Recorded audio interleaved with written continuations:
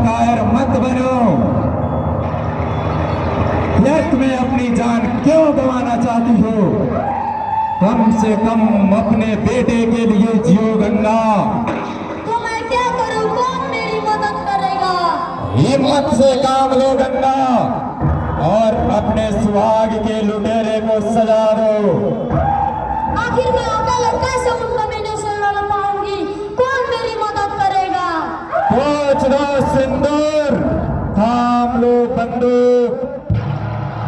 क्या पोंछ दो सिंदूर, थाम लो बंदूक। क्या मैं डाकू बनना होगा? हाँ गंगा, डाकू बनकर ही तुम अपने मकसद में कामयाब हो सकती हो। इसलिए गंगा, पोंछ दो सिंदूर और थाम लो बंदूक। हाँ गंगा, पोंछ दो सिंदूर, थाम लो बंदूक।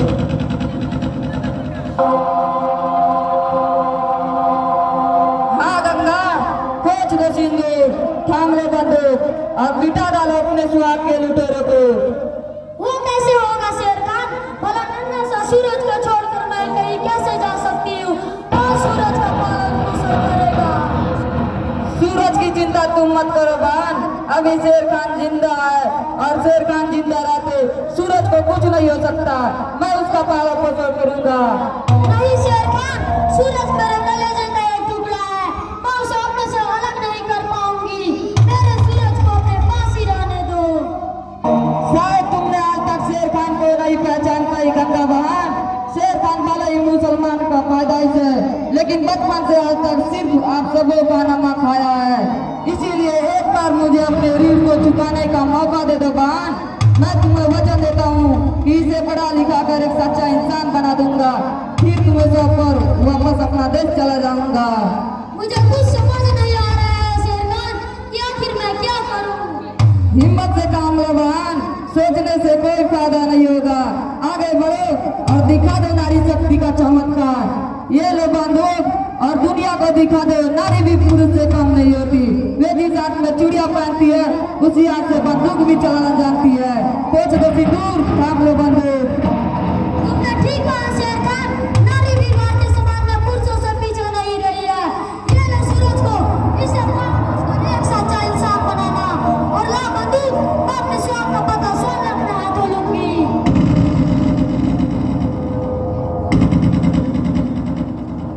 ये लो गंगा बहन इस बंदूक को और अपने प्रतिशोध की ज्वाला को शांत करो।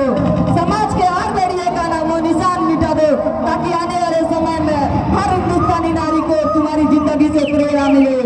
सावधान हो जा विक्रम सिंह, मैं तेरा काम बनकर आ रही हूँ। मैं अपनी सिंदूर पोंछकर बंदूक थाम ली हूँ। अब तुम हमारे हाथों से बच नहीं पाएगा कमीना। तुझे धप्पा धप्पा कर मारूंगी।